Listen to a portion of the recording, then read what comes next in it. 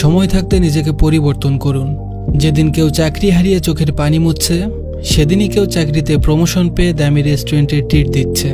লাইফে কিছু একটা করতে না পারার কারণে যেদিন আপনাকে কেউ ছেড়ে চলে যাচ্ছে, সেদিনই কোনো এক প্রতিষ্ঠিত ছেলের কাছে কয়েকটা মেয়ের বিয়ের বায়োডাটা আসছে।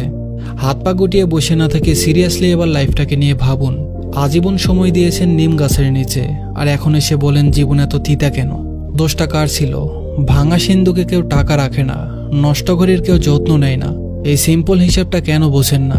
আপনি যখন রাত জেগে দুনিয়ার হতাশা লিখে ফেসবুকে স্ট্যাটাস দিয়ে কমেন্টে সিম্প্যাথি আদায় করছেন, তখন হয়তো অপর প্রান্তে কেউ রাত জেগে আউটসোর্সিং করছে।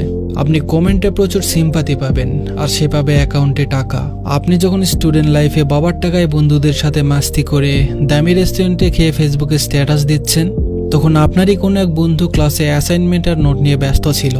কয়েক বছর পর যখন সে বড় কোম্পানির সিনিয়র অফিসার হয়ে দামি রেস্টুরেন্টে অফিসিয়ালি মিটিং করবে, তখন হয়তো আপনি দুর্বল সিজিপিএর সার্টিফিকেট নিয়ে টঙের দোকানে চা খেতে খেতে চাকরির বিজ্ঞপ্তি খুঁজবেন। যে বয়সে লাইফটাকে আপনার জয় করার কথা, আপনি সে বয়সে করছেন এনজয়।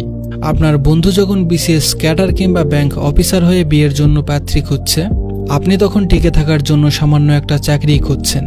কারণ আপনি যখন ক্লাস ফাঁকি দিয়ে ডেটিং করতেন, আপনার এই বন্ধুটি তখন ক্লাসে বসে নোট করত, আর আপনি তখন দিন শেষে হতাশ হয়ে বলবেন, শালার ভাগ্যটাই খারাপ। No brother, you are totally wrong. আপনার ভাগ্য আজ আপনাকে এখানে আনেনি, আপনি নিজেই আপনার ভাগ্যকে এত নিচে নিয়ে এসেছেন। বাড়ির পাশে ময়লা ফেলে তা থেকে কিভাবে ফুলের সুবাস আশা করেন? কাজ যা করছেন রেজাল্টও তাই পাবেন।